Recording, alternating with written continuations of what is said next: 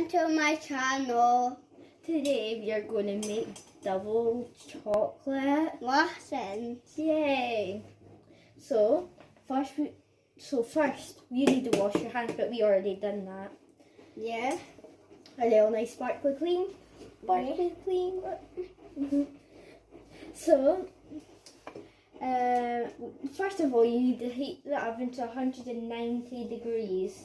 Let me just do that. And that's if you have like Cowboys. I don't really know what type of oven we have, but and then if you have fan, it's 375 degrees, I think, anyway. So